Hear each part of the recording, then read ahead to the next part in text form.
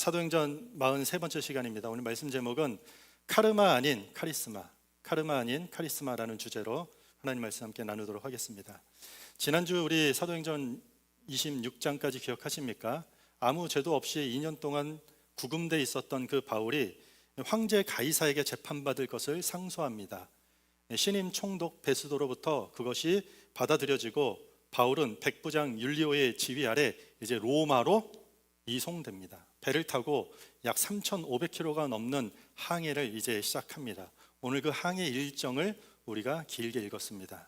배에는 선장이 있고 선주가 있고 그리고 선원들과 군 지휘관이라고 하는 백부장과 군인들이 있습니다. 그리고 바울을 비롯한 노예들이 그 배에 승선했습니다.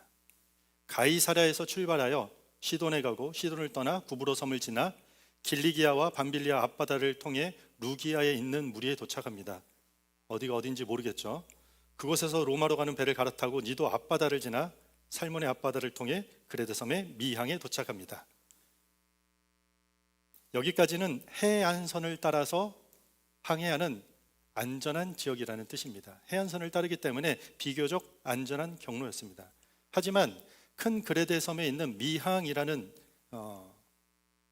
섬에서부터 이제 로마로 가기 위해서는 큰 바다인 오늘 본문이 말하는 아드리아해, 이 큰 바다를 건너야 하기 때문에 진짜 위험은 지금부터입니다. 왜냐하면 겨울이 되면 북동풍이 강하게 불기 때문에, 그리고 구름도 보이지 않고 구름이 꽉 차서 별이 보이지 않기 때문에 항해가 불가능한 시즌입니다. 그래서 겨울을 지낸 이후에, 그곳 어딘가에서 겨울을 다 보낸 이후에 출발하는 것이 낫다고 모두가 판단했습니다. 그것이 상식이고 기본입니다. 그런데 문제는 사소한 것에서부터 시작됩니다. 바울은 이렇게 주장합니다. 여기서 겨울을 지내야 된다. 여기는 미항입니다. 그레데 섬의 작은 항구 도시 미항에서 지내야 됩니다. 여기서 더 항해하다가는 우리가 재난을 당하고 짐과 배의 어떤 손실뿐만 아니라 생명까지도 잃을 수 있다는 위험을 경고합니다. 하지만 백부장은 바울의 이런 경고와 요청을 무시합니다. 선장과 선주의 말에 따라 65km 거리에 있는 베닉스라는 도시에 가서 그냥 거기서 겨울을 보내기로 결정합니다. 위험한 상황에 무리하게 베닉스까지 가려는 이유가 무엇이었을까요? 성경은 이렇게 이야기합니다. 12절에 그 항구가 겨울을 지내기에 불편함으로, 떠나 아무쪼록 베닉스에 가서 겨울을 지내자 하는 자가 더 많으니. 무슨 말이죠? 미항이라는 곳에서 겨울을 보내기가 더 불편한 것입니다. 조금 더 큰 도시였던 것 같아요. 베닉스가 지내기에 더 편리했기 때문에 그곳으로 가자. 강한 북통풍이 시작되는 계절인 것 모두가 알고 있지만 때마침 오늘 본문을 보면 남풍이 순하게 불어주고 있으니 그대로만 65km, 한 반나절만 가면 돼요. 반나절만 가면 불편하지 않게 더 편리하게 겨울을 나올 수 있다고 모두가 판단한 것입니다. 시기적으로 위험하다는 기본 상식은 모두가 장착하고 있었지만 반나절쯤이야 괜찮겠지라고 안일하게 생각한 것입니다. 왜죠? 좀 더 편리할 수만 있다면 위험도 무릅쓰자 모험을 한 것입니다. 결국 선장과 선주는 생명이라는 그 위험을 담보로 편리성을 선택했다라는 이야기입니다. 고대 로마 철학자 세네카는 인생은 항해다라는 유명한 경구를 남길 만큼 우리는 인생을 항해와 같다라고 비유하고 거기에 동의합니다. 여기에 더하면 여기서 좀 더 가면 위험할 걸 알지만 우리는 때로 더 편리한 것을 따르기 위해 편리성 때문에 더 큰 위험을 감수하고 무리하게 나아가고 더 무언가를 할 때가 있습니다. 우리가 잘 알다시피 역사 속에 로마가 멸망한 대표적인 이유 중 하나가 사치와 방탕입니다. 국가 경제와 안전을 위해 일하지 않고 당장의 편리함만 쫓다가 대로마 제국도 결국은 망하게 된 주요 요인이 되었습니다. 플라스틱 일회용품 편리하지만 환경과 생태계를 파괴하는 더 큰 위험이 뒤따른다는 것 우리 다 알고 있습니다. 그런데 여전히 우리는 플라스틱 일회용품에 손이 갑니다. 편리함이 항상 전부 다는 아닙니다. 28장에 가면 이 배가 결국은 파손당하고 새로운 배를 갈아탑니다.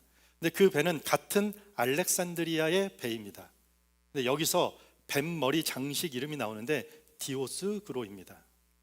제우스 신의 쌍둥이 아들입니다. 한마디로 바다의 수호신입니다. 이 장식만 달면 위험으로부터, 바다의 어떤 어려운 난관으로부터 지켜준다고, 안전하다고 생각합니다. 아주 편리합니다. 배 장식에 이 상징성만 가진 우상단지라고 할지라도 달면 안전하다, 편리합니다. 우리가 말하는 우상숭배의 특징은 아주 편리합니다. 부적을 붙이면 되고, 구판 한번 버리면 되고, 점쟁이가 그냥 하라는 대로 하면 됩니다. 수호신, 부족 같은 개념은 그냥 상징을 붙드는 거기 때문에 우리한테 아주 쉽고 편리합니다. 그래서 나의 어떠한 본질적인 변화를 요구할 필요도 없이 당장의 어떤 안전과 승리를, 성공을 가능하게 보여주는 것입니다. 그런 것은 마치 내 인격의 변화 없이도 잘 될 것이라고 약속합니다. 그래서 엄청 편리합니다. 이 편리성의 문제가 무엇인가요? 편리한 것도 좋죠. 그런데 편리성이 가진 문제가 무엇입니까? 어떠한 본질의 변화 없이 더 크고 위험이 도사리는데도 그냥 괜찮을 것이라고 장담해 주는 것입니다. 그렇게 유혹하는 것입니다. 그것만 투자하면 대박이다 라고 유혹합니다. 우리의 인격이야 어떻게 되든지 우리 아이들이 대학만 가면 성공한다고 유혹합니다. 나를 변화시키는 불편함을 조금도 감수하지 않고 그냥 그 사람과 결혼하면 행복할 것이라고 생각합니다. 인간관계 어떻습니까? 편리한 기준으로 한번 골라서 만나보세요. 사람들 다 떠나갑니다. 내가 조금만 불편하면 그 사람도 떠나갑니다. 그런데 불편을 감수하면 함께 울어줄 사람도 생기는 것입니다. 그런 의미에서 복음은 편리함이 기준이 될 수가 없습니다. 말씀에 순종하고 세상을 향한 사랑과 섬김과 헌신해야 하는 그리스도의 삶은 편리함과 편리성이 결코 기준이 될 수 없습니다. 만약에 여러분들의 인생 가운데 어떤 선택을 하거나 어떤 인생의 행보를 결정할 때 너무 편리하다면 오히려 위험합니다. 다시 생각해 봐야 됩니다. 우리 인생에 불어닥칠 풍랑을 가볍게 엮일 만큼 불편과 편리함이 우리 삶의 기준이 되지 않기를 바랍니다. 이 바울의 주장은 이렇게 무시되고 배는 출항하게 됩니다. 얼마 못 가서 유라굴로라는 광풍을 만납니다. 유라굴라, 북풍과 동풍이라는 합성어입니다. 북동풍이라는 뜻입니다. 그리고 그것을 광풍이라고 합니다. 미친 바람이 되는 것입니다. 배는 강력한 폭풍에 휘말려서 이제 떠내려가기 시작합니다. 난리가 납니다. 뱃속에 사람들이 구명보트를 단단히 묶고 선체가 무너지지 않도록 밧줄을 둘둘 감고, 스르디스라고 하죠. 이 바다에 깔려있는 모래입니다. 거기에 걸리면 빠져나가지 못해서 거기서 굶어 죽게 조난당하게 되는 것입니다. 거기에 걸릴까봐 닻을 내리고 그냥 유유히 쫓겨가고 있는 것입니다. 풍랑에 의해서. 선원들은 이제 짐에 배에 있는 장비까지 바다에 다 버려서 조금이라도 배를 가볍게 해서 살 수 있는 가능성을 높입니다. 유라굴로 광풍에 휘말리면 어떻게 되는지 그 결말이 죽음이라는 것을 모두 알고 있었기 때문입니다. 하지만 사실상 그들은 살아남으리라는 희망조차 이제는 잃게 됩니다. 20절에 보면 여러 날 동안 해도 별도 보이지 아니하고 큰 풍랑이 그대로 있음에 구원의 여망마저 없어졌더라. 살아날 희망마저, 소망마저 다 없어졌다라는 것입니다. 그때 바울이 사람들에게 이렇게 이야기합니다. 내 말을 듣고 그레데 미항에서 떠나지 않았다면 지금처럼 이런 타격과 손상이 없었을 것이라고 사람들을 주목시킵니다. 여러분 안심하십시오. 이제 우리 배는 잃지 않습니다. 아니, 우리 배는 잃지만 우리 모든 생명은 하나도 손상이 없을 것입니다.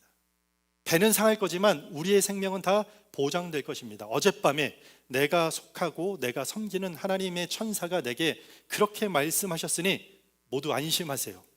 우리는 반드시 어느 한 섬에 다다르게 될 것입니다. 소망을 잃은 사람들에게 하나님이 주시는 새로운 소망을 전했던 것입니다. 사도행전 전체를 우리가 보면은요, 사도 바울의 이 메시지는 딱히 특별한 메시지와 특별한 장면도 아닙니다. 왜냐하면 바울은 예수 만난 이후로 바울의 생애는 절망 가운데 있는 사람들에게 소망을 외치는 것이, 그것이 복음 증거하는 자의 소명으로 계속 살았기 때문입니다. 이 소망을 전했지만 그렇게 14일이 지난 어느 날 밤 육지에 다다랐음을 사람들이 느낍니다. 그런데 선원들은 그 틈을 타서 닻을 내리는 척하면서 구명보트를 내려서 도망치려고 준비하다가 바울에게 발각됩니다. 바울이 외칩니다. 백부장과 군인들에게 이 사람들이 배에 있지 않으면 우리 모두가 구원을 얻지 못한다고 외칩니다. 군인들이 뛰어가서 구명보트의 밧줄을 끊어버립니다. 여기서 선원들의 이기심이 드러납니다. 미항에서는 선장과 선주의 편리성, 위험을 무릅쓰고 편리를 쫓아가는 그 모습이 드러났지만 여기서는 선원들의 이기심이 드러납니다. 구명보트 타고 다른 사람들은 어떻게 되든지 상관없이 일단 자기들만 살겠다고 도망치는 자들의 이기심이 두드러지게 드러나는 것입니다. 우리도 마찬가지인 것 같습니다. 우리 세상에서 이기심에 사로잡힌 자들 너무 많이 보지 않습니까? 그리고 그 이기심이 주변 사람들 모두를 위험에 빠뜨리는 그 상황을 우리는 너무나도 자주 경험하고 목격하고 있습니다. 독일의 나치는 아리아인이라는 우월성을 내세워서 다른 민족들을 희생양으로 삼았습니다. 그들의 이기심이 결국 600만 명 유대인의 대학살이라는 슬픈 역사를 기록하였습니다. 중세 유럽 국가들은 값싼 노동력으로 경제적 이익을 폭리하기 위해서 아프리카 수백만 명을 납치해서 노예로 삼았습니다. 그들의 이기심은 아프리카 사회의 인구 감소, 경제적 혼란, 더불어 비인간적인 대우와 고통을 남겨주었던 것입니다. 누군가의 이기심은 누군가에게 치유될 수 없는 상처와 고통을 주는 것입니다. 이기주의자들은 자기 일, 자기 가족의 일, 자기 민족의 일에는 헌신하고 종종 충성하기도 합니다. 그런데 자기라고 생각하는 그 울타리를 넘어서면 달라집니다. 타인을 위해, 타인의 이익을 위해 희생한다? 절대로 그렇지 않습니다. 다 거부합니다. 사도행전을 우리가 이렇게 보면서 복음이 계속해서 강조하는 내용이 뭡니까? 복음은 나의 울타리를 뛰어넘어서 타인의 세계, 하나님의 세계로 나아가는 것입니다. 나라는 개인이 하나님 창조의 세계에서 우리였다라는 것을 깨닫게 되는 것이 복음의 메시지입니다. 성경이 말하는 순종 있죠. 순종. 모든 순종의 출발은 우리의 이기심을 깨는 것으로부터, 그 전제로부터 출발하는 것입니다. 나만을 위한 이기심을 우리가 깰 때 우리 사회, 민족, 국가, 우리 교회까지 우리는 모두 함께 살 수 있게 되는 것입니다. 오늘 본문은 그렇게 이기심이 무너질 때 모두가 다 살 수 있다라는 것을 이 사건을 통해서 보여주고 있습니다. 백부장이 이제 바울의 말을 슬슬 듣기 시작합니다. 2주 가까이 제대로 먹지 못한 사람들에게 바울이 사람들을 모아놓고 식사를 권유합니다. 어떻게 될지 모르니 참고 있는 것이요, 최대한 음식을 아끼는 것이요. 마치 성찬식의 한 장면을 연상케 합니다. 떡을 가져다가 바울이 모든 사람 앞에서 하나님께 축사하고 떼어 먹기 시작합니다. 어떤 일인지 모르겠지만 사람들이 다 안심하고 식사를 합니다. 마음에 뭔가 말로 표현할 수 없는 평온함이 그 배 가운데 임한 것입니다. 날이 밝아지자 바울이 예고한 대로 배는 이 모래톱에 걸려서 산산이 난파되고 있습니다. 더 이상 배에 있다가는 모두가 죽게 생겼습니다. 죄수들이 헤엄쳐 도망갈까 봐 군인들이 긴장합니다. 차라리 그들을 죽이는 것이 옳다고 판단합니다. 왜냐하면 로마법에 따르면 자신이 맡은 죄수가 도망치면 그 책임을 담당 군인에게 물을 수 있기 때문입니다. 자기 목숨을 보호하기 위해 극단적인 방법을 결정하려고 합니다. 노예들을 죽이려 했습니다. 어떤 인간의 이기심과 두려움이 결합되어서 타인의 생명을 희생하면서까지 자신의 안위를 지키려는 것입니다. 여기도 역시 인간의 이기심, 두려움이 뒤섞여 있는 모습이 드러나는 것입니다. 그런데 놀랍게도 이 군대를 지휘하고 있는 백부장이 반대합니다. 군인들의 건의에 있어서 그렇게 하지 말라고 합니다. 그리고 백부장이 나와서 배에 있는 죄수들에게 이렇게 명령합니다. 헤엄칠 수 있는 사람들은 나가서 헤엄쳐서 육지로 상륙하라고 명합니다. 그리고 수영하지 못하는 사람들은 이 지금 난파된 널조각들 매달려서 육지로 가게 명령합니다. 죄수 한 명 도망치지 않고 그 배에 있던 276명 모두가 상륙하여서 구조됩니다. 이게 오늘 본문의 이야기입니다. 하나님께서 바울을 통해 전했던 대로 배는 상할지라도 여기 있는 사람들 한 사람도 머리카락 하나 상하지 않고 생명을 잃지 않을 것이라는 그 선포가 그대로 응한 것입니다. 잘 생각해 보세요. 편리성에 따르던 선장과 선주의 말을 따랐던 백부장이 그 결정을 했습니다. 이제는 이기심을 따르는 선원들을 막고 이제 자신들의 군인들의 판단까지 막아서서 다 풀어주고 구원받습니다. 백부장이 왜 그랬을까요? 이유가 무엇일까요? 43절에 보면 뭔가 설명하지 못하는 이유를 이야기합니다. 백부장이 바울을 구원하려고 하여 그들 군인들의 뜻을 막고 헤엄칠 줄 아는 사람들을 명하여 물에 뛰어내려 먼저 육지에 나가게 하고 바울을 구하기 위해서 그렇게 했다라는 것이요. 누가요? 백부장이. 바울이 항해하기 시작할 때 풍랑의 위험을 경고했던 것이 실제로 현실화되면서 백부장은 배 안에서 바울을 신뢰하기 시작한 것 같습니다. 그래서 이제는 백부장이 바울을 보는 시선이 완전히 달라진 것입니다. 우리는 살다 보면은 아무리 바른 말을 해야 될 때 이 말을 하면 아무 소용이 없을 것 같으니 하지 않는 것이 차라리 낫다고 생각할 때가 있습니다. 부끄럽게도 저는 목사지만 이것이 진리고 옳고 바른 것인데 들어봤자 받아들이지 않을 것 뻔히 알고 아무 소용이 없을 것 같으니 하지 않을 때가 부끄럽지만 저도 있습니다. 아무리 필요한 말, 중요한 말이지만 결국 무시당하고 결국 외면당하는 게 싫어서 우리 모두는 바른 말, 바른 진리를 이야기하지 못할 때가 많습니다. 그러나 오늘 본문은 이것을 이야기합니다. 내 행동의 결과를 예측할 필요가 없이 주님의 뜻대로 말하고 움직이는 것이 중요하다. 바울은 계속 외쳤습니다. 그렇게 이기적으로 살면 안 됩니다. 위험합니다. 그렇게 편리성을 따라 살면은 위험하다고 말하고 있습니다.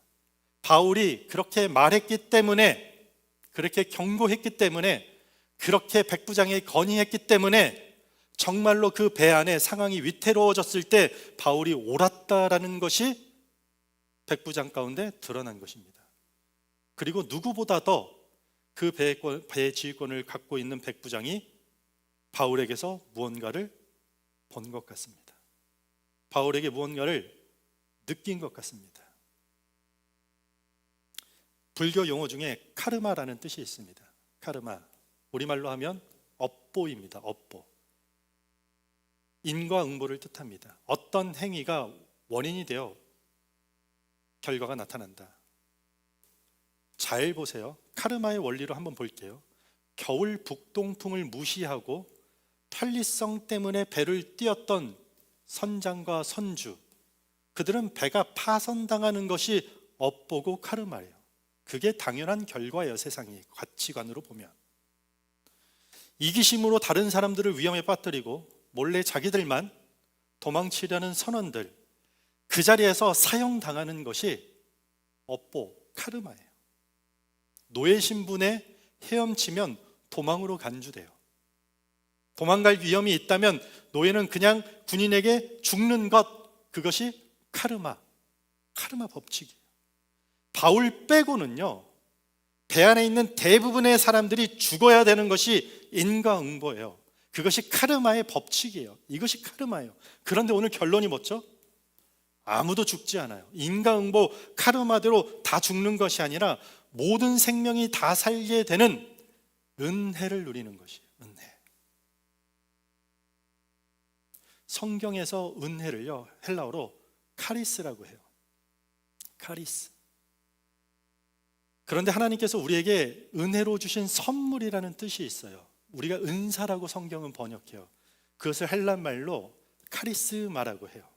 카리스마. 카리스마는 하나님이 우리에게 주신 선물이에요. 하나님이 우리에게 주신 어떤 은사예요. 코키틀람에 가니까 리얼터 이름이 쫙 쓰여 있는데 라스트 네임이 마예요. 마. 네, 영어 이름이 카리스예요. 카리스마. 와, 제가 마시면 무조건 이름은 카리스마입니다. 카리스는 은혜고 카리스마는 하나님이 주신 은혜의 선물. 막 이름만 보는데 제가 부동산 거기 컨택하고 싶더라고요. 할 일 있으면. 카리스마. 이 사회학자 막스 베버가 리더십에 사용해서 카리스마는 어떤 힘과 능력으로 약간 우리 가운데 변질된 단어로 사용되었지만 원래는 성경의 카리스마는 하나님이 주신 은사, 은혜의 선물이라는 뜻입니다. 저는 오늘 백부장이 바울을 통해 뭔가 느꼈던, 지금 성경이 언급하고 있지 않던 무언가를 보고 느꼈던, 경험했던 그 무언가를 저는 이 카리스마로 적용하고자 합니다. 하나님께서 바울에게 주신 선물, 그 은사를 백부장이 보았던 것이에요. 하나의 어떤 인간적인 기질과 인간의 장점과 특징으로 뭔가 정의하기 어려운 하나님의 사람들로부터 풍겨나고 전해지는 그것, 하나님의 은혜의 선물, 카리스마로 정의할 수밖에 없는 그 뭔가를 봤다라는 것이요. 백부장은 그것이 카리스마인지 몰라요. 그것이 하나님의 은혜이고 하나님의 선물인지 정확히 규정하지 못했지만 바울을 통해 그 무언가를 본 것이에요. 270명의 두려움에 떠는 사람들을 하나 되게 하는 바울의 뭔가를 봤습니다.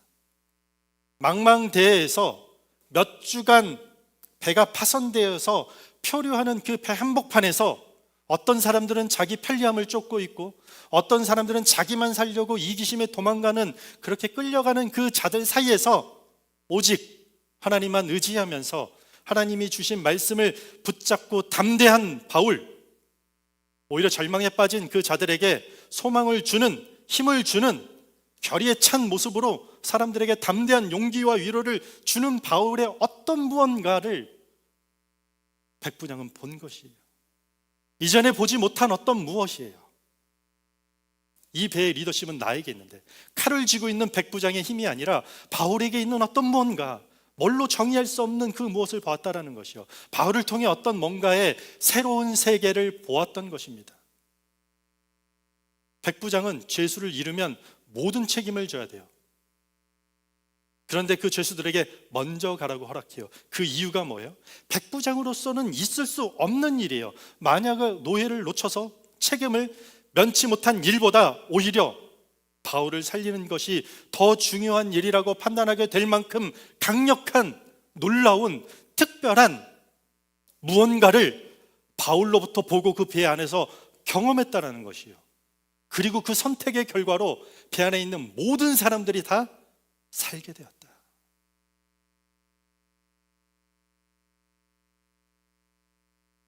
사도행전은요, 바울이라는 한 사람의 위대함, 바울의 대단함을 말하지 않습니다. 바울은 지금 끌려가는 죄수로 지금 여기에 등장하고 있어요. 로마로 끌려가는 죄수 한 사람이라 할지라도 만약에 그 죄수 한 사람이 하나님과 긴밀하게 소통할 때 그를 통해 모두를 구원하시는 것이 하나님의 계획이니라, 이걸 말하는 것이에요. 계속해서 사도행전을 통해서 말하는 걸. 자신의 신분, 우리 인간이 가지고 있는 환경, 민족, 성별, 나이와 상관없이 하나님과 동행하는 모든 자들에게 하나님이 주시는 하나님의 그 은혜의 선물, 은사, 카리스마를 통해서 하나님은 우리 가정과 우리 직장과 우리 교회와 내가 서 있는 관계 모두를 회복시키고 모두를 살리고자 하는 것이 하나님의 뜻입니다. 요나가 탄 배는 요나 때문에 침몰할 뻔했지만 바울이 탄 배는 바울 때문에 한 사람도 빠짐없이 다 살게 되었습니다. 하나님을 피하는 자와 하나님을 따르는 자에게 임하는 카리스마 때문 아닙니까? 그에게 주신 하나님의 강력한 은혜의 선물, 카리스마. 우리는 다양한 카리스마를 받습니다. 하나님으로부터.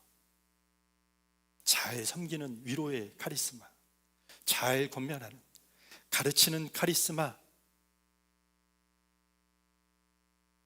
좋은 팔로우십을 가지고 있는 카리스마. 그냥 어디 가기만 하면 해피바이러스예요. 카리스마. 어려운 사람을 잘 위로하는 그 위로자의 카리스마. 우리는 어떤 사람들입니까? 혹시 나 때문에 우리 가정이 침몰할 위기입니까?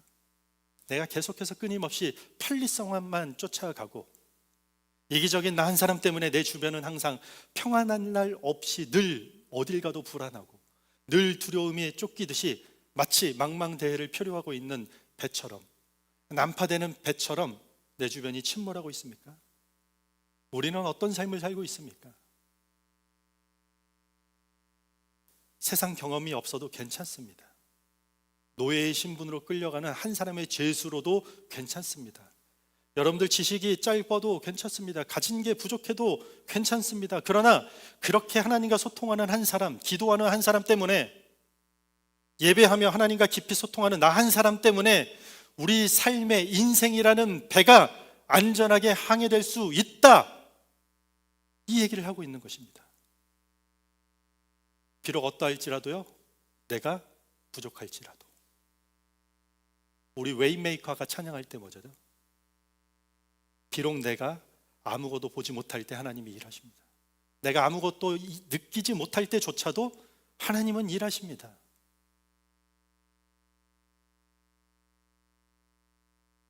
하나님은 우리 인생을 바람 한 점 없는 순풍의 돛담배처럼 인생을 항해 즐기게 하지 않습니다. 때론 광풍을 통해서 편리성만 쫓아가는 우리의 모습을 직면하게 만드시고 이기적인 우리의 모습을 깨닫게 하십니다. 그리고 그 가운데 보잘것없어 보이는 죄수 바울을 통해 모두를 구원하셨듯이 나를 통해서, 여러분들을 통해서 여러분들에게 주시는 각양각색의 은사, 그 카리스마, 하나님의 은혜의 선물을 통해서 여러분들의 가정, 여러분들의 일터, 여러분들의 교회, 우리 사회 모두를 살리시겠다라는 것이 하나님이 우리를 향한 계획이라는 것입니다. 뭐가 두렵습니까? 뭐가 내가 부족하다고 생각하고 아무것도 하지 못합니까? 우리가 뭘 할 수 있습니까? 이 복잡하고 긴 이야기의 핵심이 바로 이런 것입니다. 구원을 일으키는 과정에서 어떤 사람들이 문제를 일으키는 세상 속에 우리는 살고 있지만 어떤 더 연약한 보잘것없는 사람들을 통해서 반드시 그 모든 사람들을 구원하시겠다는 하나님의 뜻이 오늘 본문에 담겨 있는 것입니다. 말씀을 정리하겠습니다. 망망대해를 항해하는 우리 인생에 때로는 원치 않는 풍랑이 불어닥칩니다. 어떻게 우리 힘으로 이겨낼 수 있겠습니까? 편리함만 쫓아낸다고 능사입니까? 이기심에 사로잡힌 사람들과 어떻게 하나됨을 연합해서 우리가 그 풍랑 속에서 살아날 수 있겠습니까? 사회적 지위로 가능할 것 같습니까? 내 알량한 성공의 그 경험으로 될 것 같습니까? 경제적 능력? 어떤 권력? 이런 걸로 되지 않습니다. 여러분들 하나의 질병 가지고 건강검진 받아본 적 있습니까? 할 수 있는 게 뭐가 있습니까? 사랑하는 사람이 아파 누웠을 때 여러분들이 할 수 있는 게 뭐가 있습니까? 말할 수 없는, 꼼짝 못하는 그 고난 가운데 우리가 누구를 도울 수 있습니까? 아니, 내 문제 하나에 우리가 해결할 수 있습니까? 우리는 할 수 없습니다. 그런데요, 여러분들, 우리가 왜 이 사도행전을 나가면서 계속해서 복음, 굿뉴스, 기쁜 소식 이걸 말하는지 아닙니까? 명확히 말할 수 없는 그 무엇이 우리 가운데 있다라는 것이에요. 규정할 수 없는 무언가가 있다라는 것이에요. 그게 뭐죠? 하나님이 하나님의 사람들에게 주신 은혜의 선물, 그 은사, 그 카리스마를 세상이 볼 것입니다. 느낄 것입니다. 그리고 여러분들을 통해서 차원이 다른 세계를 경험하게 되는 것입니다. 우리 힘으로 안 돼요, 여러분들. 하나님으로부터 오는, 위로부터 오는 능력을 통해서 되는 것이에요. 이건 우리가 여기 왜 나와 있나요, 여러분들? 왜 하나님을 붙들고 우리가 기도합니까? 우리가 할 수 있으면 여기 있을 이유가 없어요, 여러분들. 안 되니까 여기 와 있는 거 아니에요? 우리가 그걸 깨닫기 때문에 여기 있는 건 아닙니까? 뭐가 부족해서 우리가 여기 나와서 하나님 앞에 예배합니까? 하나님이 주신 그 은혜의 선물을 세상 가운데 전해야 됩니다. 세상이 반드시 볼 것입니다. 여러분들을 둘러싼 망망대해 같은 표류하는 인생 가운데 반드시 여러분들을 통해서, 여러분들에게 주신 아무것도 아닌 것 같지만 그 은사들을 통해서 회복시키고 구원시킬 것입니다. 절망을 소망으로, 슬픔을 기쁨으로, 카르마를 카리스로, 업보를 은혜로 전환시키는 하나님의 세계를 우리 모두가 경험할 것입니다. 이 놀라운 하나님 계획에 동참하시기 바랍니다. 디렉션 교회에 주신 카리스마가 있습니다. 여러분들 각자에게 주신 하나님의 은혜의 선물, 카리스마가 있습니다. 그것들을 통해서 망설이지 마세요. 말하세요. 표현하세요. 사랑한다, 미안하다, 말하세요. 가정과 교회, 여러분들의 일터와 사회가 회복되고 언젠간 안전한 소망의 항구에 닿기를 주님의 이름으로 축원합니다.